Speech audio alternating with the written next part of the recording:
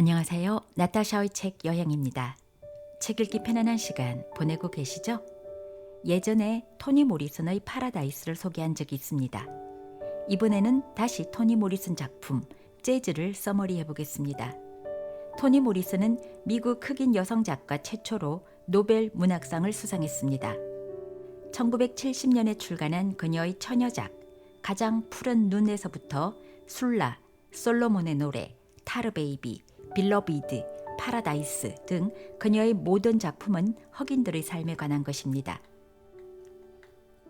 1992년에 출간한 재즈는 미국 남북전쟁 이후 재건 시대부터 1920년대 할렘 르네상스 시기까지를 다루고 있습니다. 할렘 르네상스는 1920년대 뉴욕의 흑인 지구 할렘에서 시작한 민족적 각성과 흑인 예술 문화 부흥 운동을 가리킵니다. 흑인들은 자신들의 뿌리와 문화에 대한 자부심을 가지고 그 경험을 공유하고자 일련의 문학, 음악은 주로 재즈, 연극, 그리고 미술 운동을 일으킵니다. 흑인 노예 제도가 근 200년 정도 지속되었었죠. 1865년 노예 해방이 된 후에도 흑인들의 삶은 오랜 세월 동안 인종차별적 노예 제도 아래 짐승 같은 취급을 받으며 살았던 정신적 상흔이 좀처럼 치유되지 않고 세대로 이어지면서 현재의 삶에 커다란 영향을 미치고 있습니다. 흑인들은 백인들에게 그 수위는 많이 낮아졌지만 여전히 인종차별을 받고 있으며 흑인들의 백인에 대한 깊은 원한은 뿌리 뽑히지 않고 있으며 흑인들 간에도 가장 검은색과 덜 검은색들 간의 비난과 차별, 폭력과 살인 등으로 서로들 치명적인 상처를 입히며 돌이킬 수 없는 악을 저지르기도 합니다. 이 책 재즈에서도 흑인들의 삶은 온통 상처투성이 뿐입니다. 윗세대에서 받은 상처가 그대로 답습되어 내려와 또 상처가 덧입혀지고 또 다음 세대로 전달이 됩니다. 하지만 토니 모리슨은 희망을 버리지 않습니다. 상처투성이 흑인들은 그렇게 휘청거리면서 언젠가는 자신들의 뿌리를 탄탄히 내릴 것이니까요. 모리슨에게 재즈의 영감을 준 것이 있는데요. 그것은 한 장의 흑백 사진입니다. 이 책의 옮긴 글을 참조하겠습니다. 흑인 사진 작가 제임스 반 더지의 작품으로 관 속에 누워있는 흑인 소녀의 사진입니다.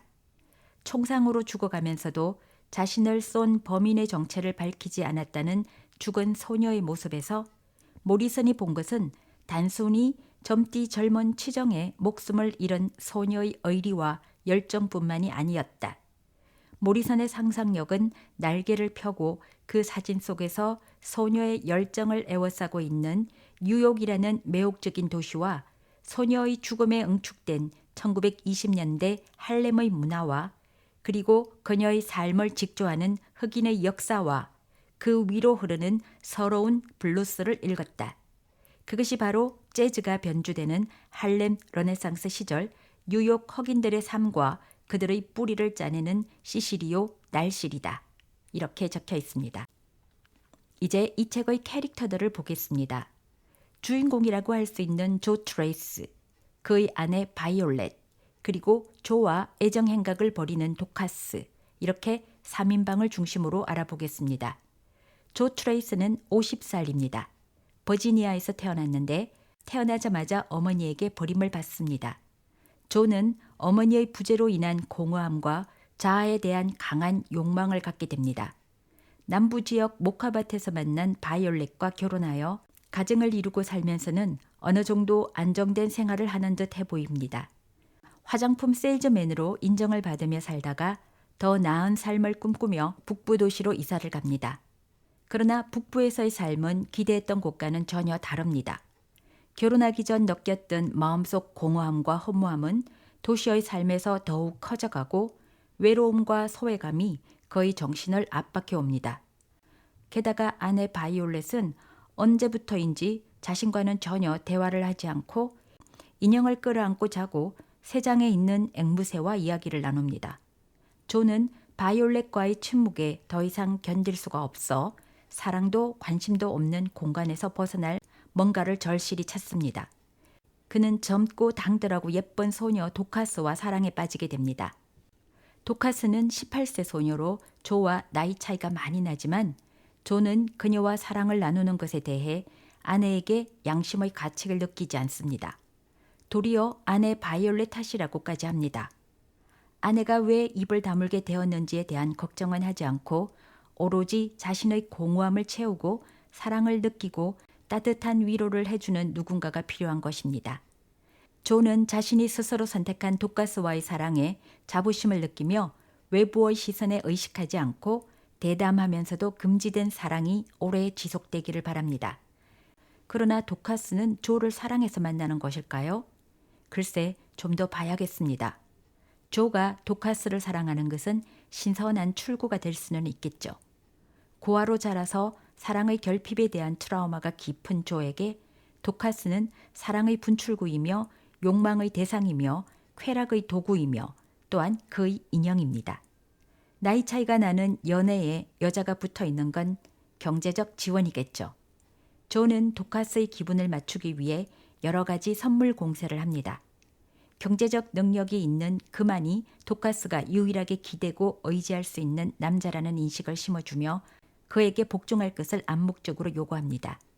조의 도카스에 대한 소유욕과 이기심은 결국 도카스를 죽음으로 몰아갑니다. 여기서 토니 모리스는 내적인 자아 성장 없이 세월의 흐름에 이끌려가는 수동적인 삶은 현실의 어려운 상황을 객관적으로 바라볼 수 없다고 말합니다. 50살이나 먹은 조의 내적 자아는 어린아이 상태로 성장이 멈춘 것이라고 봅니다. 여기에 그의 내적 자아를 잘 표현한 부분이 있습니다. 나는 조를 16살쯤에 성장을 멈춰버린 남자로 상상하게 된다. 내면이 그렇다는 말이다. 그래서 아무리 단추를 꼭 채운 스웨터와 둥근 코의 구두를 신고 있어도 여전히 그는 어린 시절 철부지였다. 그래서 사탕만 생각하면 미소가 비질비질 배어나오곤 한다. 그는 하루 종일 녹지 않는 박하사탕을 좋아하고 다른 사람들도 그럴 거라고 생각한다. 조의 미숙하고 불완전한 내적 자아로 인해 그는 그녀를 사냥해서 죽인다. 아무도 자기를 보호해 줄 사람 없이 스스로를 보호해야 하는 상황에서 조는 자신의 이익을 위해 수단과 방법을 가리지 않습니다. 다른 사람의 권리를 침해해서라도 그는 자신의 것을 손에 넣어야 합니다. 조는 어느 날 도카스가 자신과의 약속을 중요시하지 않고 다른 남자를 만나는 것에 분개합니다. 자신의 존재 가치를 하락시켰고 인권을 짓밟혔다고 느낍니다. 무한한 사랑과 애정을 쏟았던 대상이 자신을 배신했다는 것에 분노한 그는 권총을 들고 도카스를 찾아 나섭니다.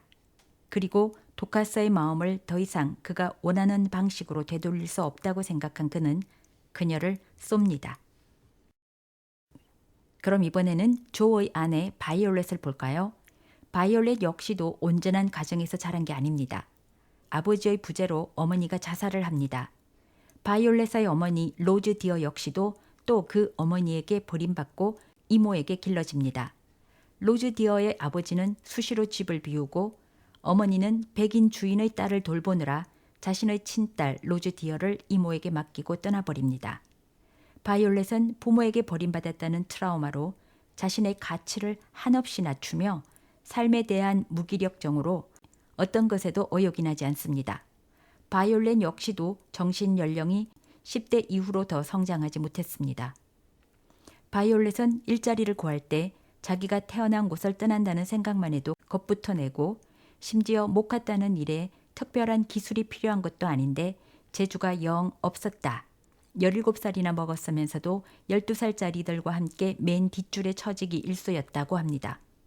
바이올렛은 부모님과의 따뜻한 사랑과 대화를 너무나 그리워합니다. 조가 자신에게 다가왔을 때 자신의 존재 가치에 대해 의문을 품었으며 삶의 의욕을 잃었던 그녀는 조에게 잘 보이기 위해 시간이 날 때마다 조와 함께 있기 위해 또 부모님에게서 받지 못한 사랑을 조에게서 받기 위해 온갖 굳은 일도 마다 않고 열심히 일합니다. 바이올렛은 자신과 자식의 삶을 돌보지 않고 모든 것에 인연을 끊어버린 어머니의 모습을 보면서 그녀가 깨달은 교훈은 절대로 아이를 가져서는 안 된다는 거였습니다. 특히 각박한 도시 생활에서 아이에게 책임을 질 수 없는 상황을 만들면 안 되겠다고 생각합니다. 그러나 바이올렛이 50세에 이르러서야 아무것도 해놓은 것이 없다는 좌절감과 상실감으로 거리에 주저앉아 버립니다. 바이올렛은 차별과 억압이 없는 자유를 찾아 북부 도시로 왔지만 가족에는 사라진 지 오래고 원하지 않은 임신에 숱한 유산으로 아이도 없습니다. 집에는 누구 하나 찾아올 사람도 없고 따뜻한 온기라곤 찾아볼 수도 없습니다. 그녀는 남편에게 느끼는 헛헛함과 세상의 빛도 보지 못한 채 유산되어 죽어간 아이들에게 사랑을 보여주지 못한 미안함에 더욱 침울해져 갑니다. 정신적으로 불안한 그녀는 어느 순간부터 인형을 안고 잡니다. 그녀는 다시 어린아이로 퇴화한 것일까요? 그녀는 유산된 아이가 태어났더라면 지금쯤 어린 숙녀가 되어 있을 모습을 상상합니다. 그녀는 거의 편집정적으로 딸과 놀고 노래하고 머리 만져주고 하는 공상에 젖어 지냅니다. 바이올렛이 모성에 대한 갈망으로 깊은 몽상 속에 빠져 있을 때 남편 조는 18살짜리 딸 같은 소녀와 사랑에 빠집니다. 바이올렛은 남편 조의 애인 도카스의 모습을 봤을 때 자신의 상상의 딸과 비슷한 모습에 큰 충격을 받습니다. 결국 바이올렛은 도카스에 대한 질투, 분노, 그리고 증오로 소녀의 장례식에 가서 시체의 얼굴을 칼로 그음으로써 자신이 받은 상처를 표현하려 합니다. 장례식장을 발칵 뒤집어 놓고 쫓겨나와 집으로 와서는 새장 속에 갇혀있는 새들이 자기네 식구들끼리 함께 뭉쳐 있는 데 대해서도 질투를 느낍니다. 앵무새는 바이올렛이 유일하게 자신의 것이라고 느낀 생명체인데 그것마저 직접 밖으로 쫓아버립니다. 바이올렛의 분열된 자아는 무엇이었을까요? 부모로부터 버림받고 또 남편으로부터도 버림을 받았다고 느낀 그녀의 자아는 분열된 채 선한 자아가 악한 자아의 행동을 알지 못하게 한 것입니다. 바이올렛의 분열된 자아는 대대로 이어져 내려온 그녀 가계의 붕괴되고 고립된 정신세계의 당연한 결과라 할 수 있겠습니다. 그녀는 자신의 상흔을 대체할 유기적 인간관계를 획득하지도 못한 것입니다. 젊은 세대라 할 수 있는 도카스의 가정은 어땠을까요? 도카스는 외모 지상주의자입니다. 예쁜 여자 요소를 모두 갖추고 있습니다. 긴 머리카락, 곱슬머리, 밝은 피부색, 좋은 몸매, 게다가 도시녀답게 우아하고 도발적이고 춤도 멋들어지게 잘 춥니다. 도카스도 어렸을 때 부모가 죽고 이모 앨리스 밑에서 자랍니다. 도카스의 이모는 과도하게 억압된 성적 욕망과 엄격한 양육 환경 속에서 자라 자신의 욕망을 표출하는 방법을 알지 못하고 스스로 외부와 고립된 생활을 하는 사람입니다. 앨리스는 성적으로 문란하고 끊임없는 폭력이 난무하는 바로 이 할렘에서 조카 도카스를 지키기 위해 자신이 부모로부터 배워왔던 생활 방식을 도카스에게도 강요합니다. 그러나 도카스는 이모의 교육 방식을 거부합니다. 이모의 보호와 억압에 대한 반항으로 댄스 파티에서 만난 형제들에게 자기 몸을 제공해 주겠다고 하는 등 도발적이고 대담한 소녀로 자랍니다. 그녀는 도시에서 흘러나오는 폭력성을 동반한 음탐하고 관능적인 재즈의 유혹을 결코 뿌리칠 수가 없습니다. 도카스는 겉으로는 멋지고 화려한 생활을 꿈꾸며 살아가지만 그녀도 마음속 깊은 상흔을 가지고 있습니다. 그녀의 아버지는 흑인들이 일으킨 폭동으로 백인들에게 끌려간 후 살해당하고 어머니는 아버지의 죽음을 보고 정신을 잃은 채 집에서 불에 타 죽습니다. 이렇게 어릴 때 부모와의 분리 경험은 평생 정신적 불구가 되어 결국 비극적인 죽음에 이른다고 합니다. 도카스 역시 부모의 사랑에 대한 결핍으로 자신이 내세울 유일한 재산인 육체의 무가치함을 느끼고 있을 때 조를 만납니다.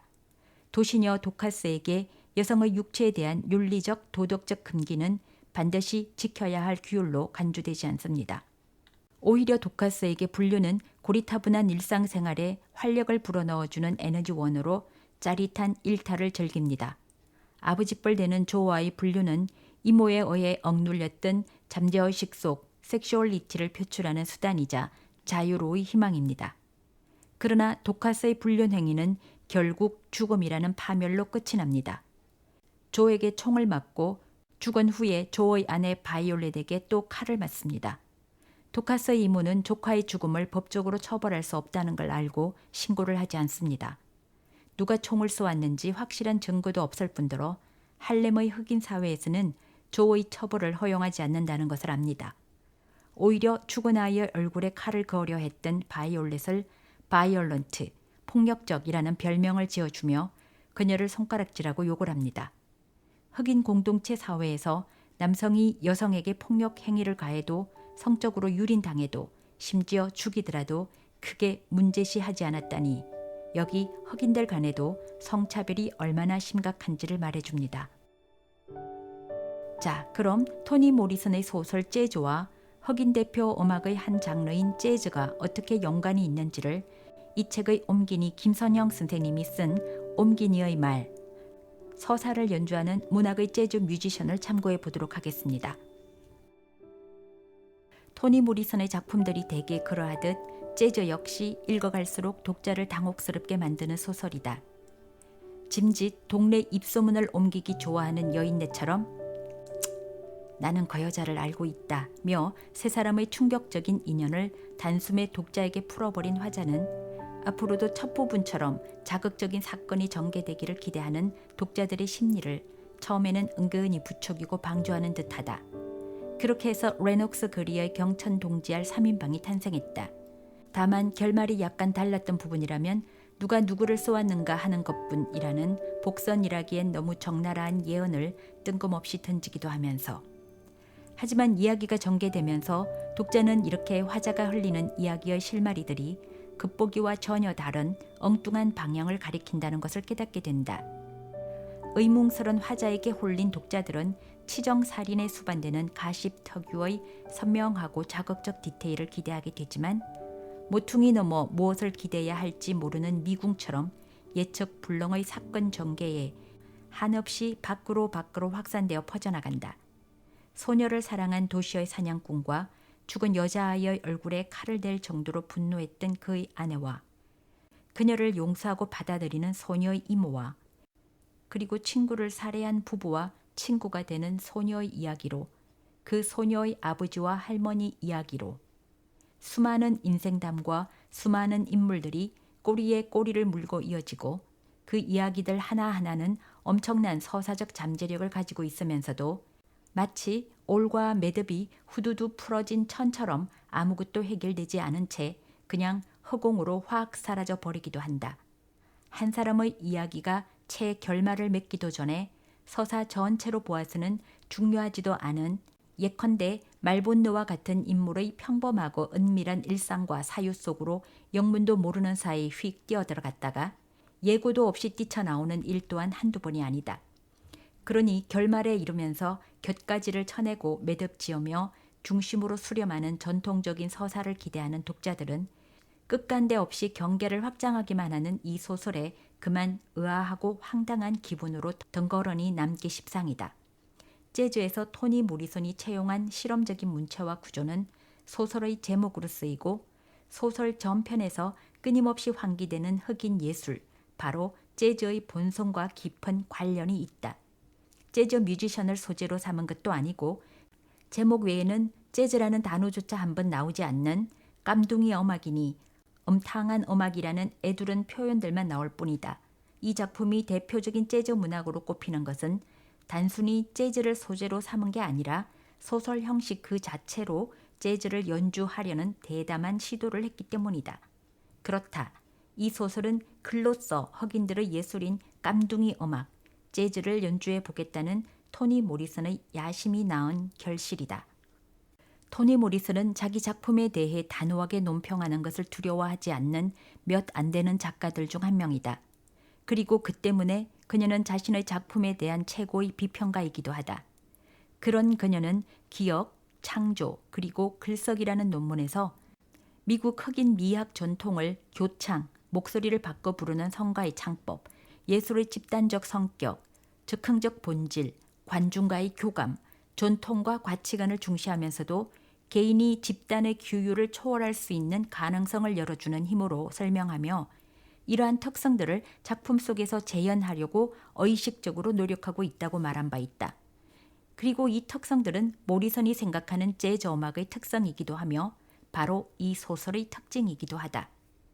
이 소설의 화자는 이러한 재즈 정신을 가장 잘 보여주는 놀라운 문학적 창조물이다. 그는 중립적이거나 객관적이라는 전통적인 소설의 전적인 권위를 담보한 창조자 혹은 전지적 화자가 아니다.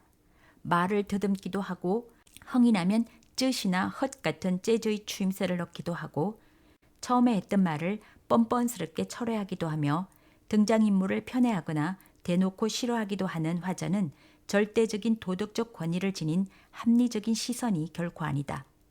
그녀는 재즈 연주가처럼 즉흥적이고 감상적이다.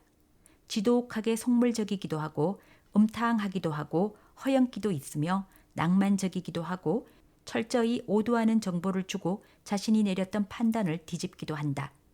1920년대 빅트롤라 추검기가 퍼져나갈 때 재즈 연주자들은 음악이 육신에서 빠져나간 듯한 느낌이 든다고 말했다.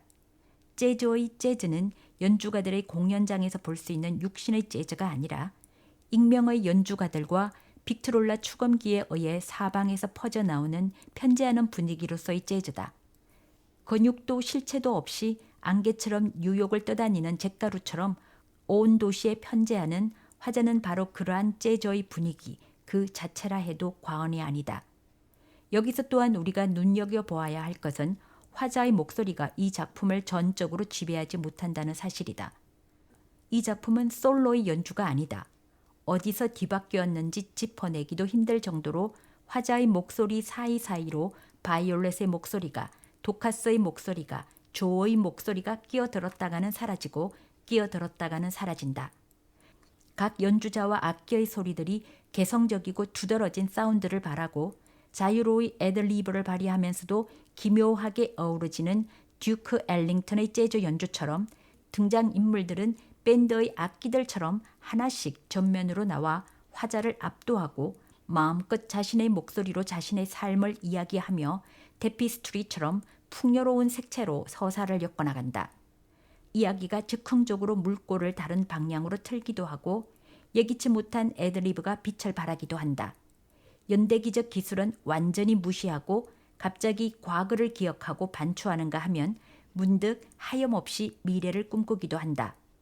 그리하여 독자로서는 클래식 음악처럼 잘 짜여진 전체를 거리를 두고 감상하는 것이 아니라 리듬감 넘치고 맛깔나는 화려한 언어의 향연 속에서 명멸하는 등장인물들의 삶과 함께 울고 웃으며 서럽고 아름답고 희열에 넘친 순간순간을 만끽하는 마치 재즈를 감상하는 듯 독창적인 글쓰기와 읽기가 가능해지는 것이다. 하지만 뭐니 해도 재즈에서 가장 놀라운 것은 쿠데타에 가까운 결말이다. 연주되는 악기 혹은 화자에게 놀아나는 꼭두각시 정도로 생각했던 허구의 등장인물들이 놀랍게도 결국 서사 자체를 장악해버리기 때문이다. 이 인물들은 서사를 통제하던 화자의 의도를 뒤집고 스스로 자기 인생의 주체가 되어 서사의 굴레 속에서 불가능해 보였던 화해를 제 힘으로 성취함으로써 자신들의 가치로움, 생명력, 그리고 끈질긴 삶에 대한 의지를 선포하는 것이다.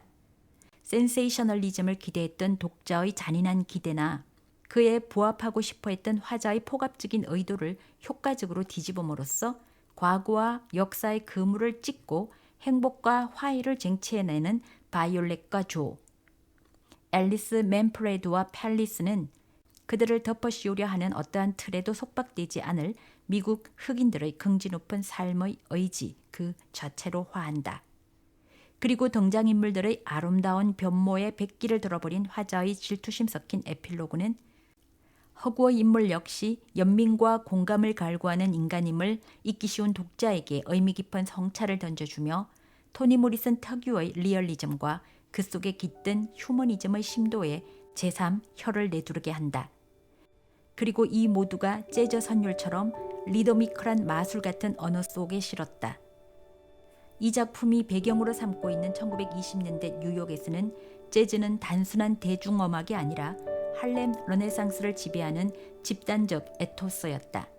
땅에 뿌리박고 살던 사람들이 터전을 잃고 떠돌다 도시로 들어오면서 정신없이 휘말려 버린 전혀 새로운 삶의 양식을 대변하는 목소리였다. 그것은 뿌리 잃은 실향민 특유의 상실감과 낭만주의를 체현하는 문화였고 분노와 원초적인 생명력을 찬양하며 결코 입 밖에 내어 말하지 못할 이야기들을 본물처럼 풀어내는 감정적 배설의 통로이기도 했다. 그리고 재즈는 늙음과 젊음, 시골과 도시, 열정과 동반자의 애정, 환멸과 죽음, 무엇보다 그 모두를 초월하는 사랑과 용서를 말하는 서정시인 동시에 1870년대 이후 백인들의 광기 섞인 린치와 박해로 삶의 터전을 뿌리 뽑힌 남부 흑인들의 희망을 안고 북부로 도시로 뉴욕으로 몰려와 부초처럼 부유하던 역사의 의미를 조명한 대서사시이기도 하다. 토니 모리슨의 재즈를 이렇게 잘 풀어낼 수도 있군요. 김선영 선생님께 감사드립니다. 지금까지 나타샤의 책 여행이었습니다.